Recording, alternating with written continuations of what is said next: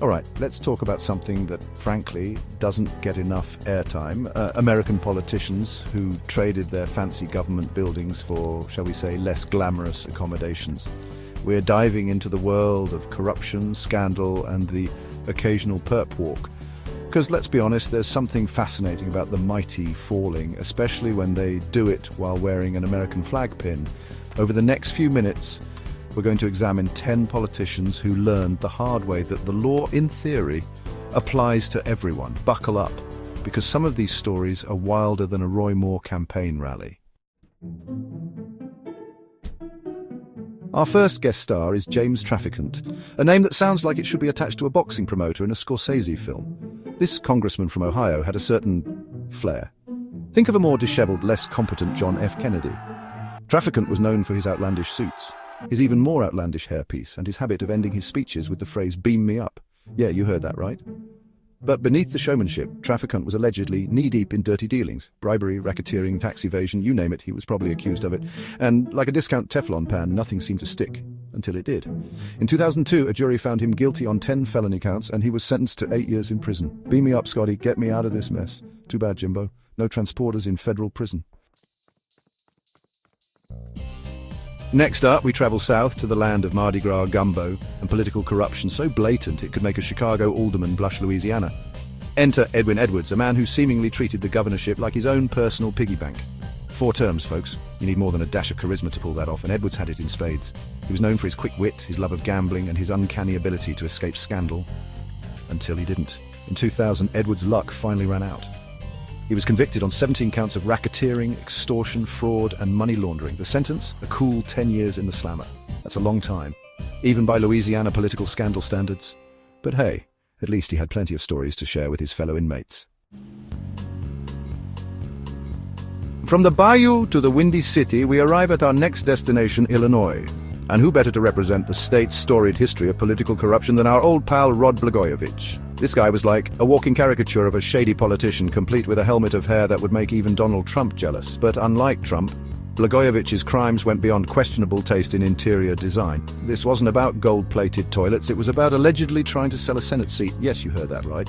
In 2008, Blagojevich was arrested on charges of corruption, including attempting to auction off Barack Obama's vacated Senate seat to the highest bidder. The audacity, the sheer unadulterated gall. Needless to say, it didn't go well for him. He was convicted and sentenced to 14 years in prison, a sentence that was later commuted by you-know-who, but hey, at least he still has his luxurious locks, right? Wrong. Turns out even federal prison can't handle that much hairspray. Chapter 4, Dan Rostenkowski, The Fall of a Chicago Heavyweight. Our next tale of political misfortune takes us back to the mean streets of Chicago, where political dynasties are built on patronage, backroom deals, and the occasional sausage sandwich.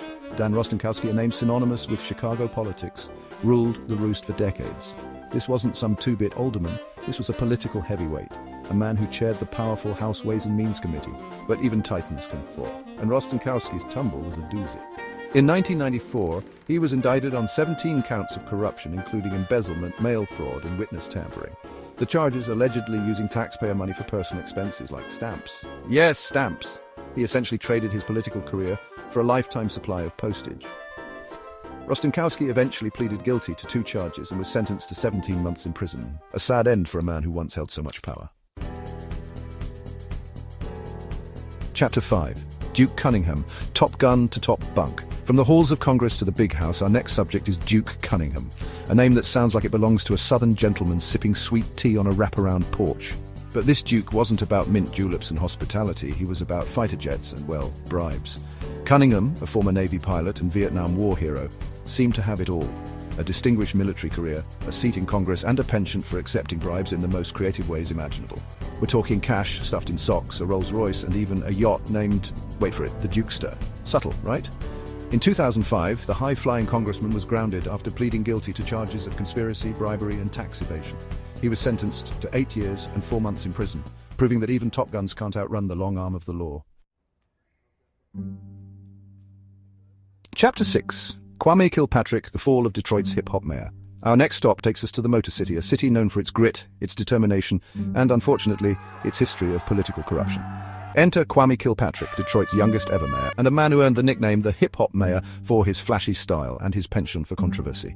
Kilpatrick seemed destined for greatness, but his political career went from 60 to 0 faster than a muscle car on Woodward Avenue. In 2008, he was charged with perjury, obstruction of justice, and misconduct in office after a text messaging scandal exposed his extramarital affair and a series of lies he told under oath. And if that wasn't bad enough, he was later convicted on 24 federal felony counts, including racketeering, extortion, and bribery.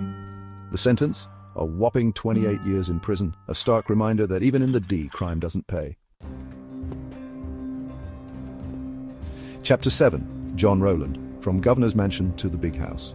Our journey through the annals of American political corruption takes us to the seemingly idyllic state of Connecticut. But even in the land of quaint towns and expensive boarding schools, scandal can rear its ugly head. Just ask John Rowland, the former governor who went from the governor's mansion to the big house faster than you can say constitutional crisis. Rowland, once a rising star in the Republican Party, saw his career crumble under the weight of corruption charges. In 2004, he resigned from office and pleaded guilty to accepting illegal gifts, including renovations to his cottage and free vacations. Apparently, governing a state wasn't enough. He also needed a hot tub and a trip to Las Vegas, all on someone else's dime. Rowland was sentenced to 30 months in prison, proving that even in the world of politics, there's no such thing as a free lunch, let alone a free hot tub. Chapter 8. Bob Ney, From Lobbyist's Best Friend to Inmate hash 27,590-1016. Our next tale of political intrigue takes us back to the hallowed halls of Congress, where lobbyists roam free and campaign contributions flow like cheap whiskey at a frat party. Bob Ney, a congressman from Ohio, found himself at the center of the Jack Abramoff lobbying scandal, a scandal so brazen, so over the top, that it would make even the most jaded Washington insider blush. Ney, once known as Mr. DeLay's little helper for his close ties to then-House Majority Leader Tom DeLay, was accused of accepting bribes from Abramoff in exchange for political favors. We're talking trips to Scotland, lavish meals, and thousands of dollars in campaign contributions, all for a little legislative quid pro quo.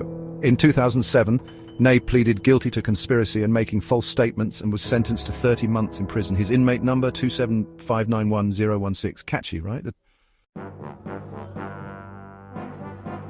Chapter 9. Larry Craig, From Senator to Wide Stance Punchline. Our next stop takes us to the great state of Idaho, a place known for its potatoes, its rugged beauty, and apparently its bathroom stalls. Wait, what? Yes, you heard that right. We're talking about Larry Craig, a senator who became infamous for all the wrong reasons. In 2007, Craig was arrested in a Minnesota airport bathroom for soliciting an undercover police officer for sex. His defense? He wasn't trying to engage in a lewd act. He was simply standing with his legs wide apart because he had a wide stance when he urinated. Yes, that's the story he went with. Craig eventually pleaded guilty to a misdemeanor charge of disorderly conduct and was sentenced to 10 days in jail, suspended, a $575 fine, and a year of probation. From senator to punchline in one swift, awkward trip to the bathroom. Chapter 10. Jim Traficant, Round 2, same result. And for our final act, we circle back to where we started, Ohio. But this time it's not a new face, but a familiar one. Jim Traficant, the man who seemingly couldn't stay out of trouble if he tried. After serving 7 years in prison for his previous convictions, Traficant emerged from the slammer in 2010, seemingly a changed man. He even ran for Congress again in 2012, albeit unsuccessfully.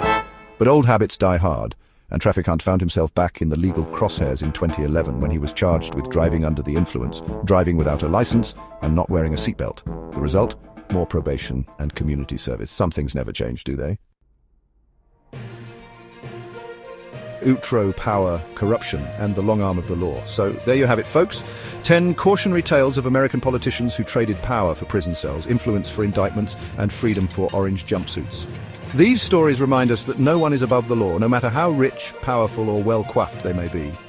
And if you thought these tales of political intrigue were juicy, just wait until you see what we have in store for next week's episode.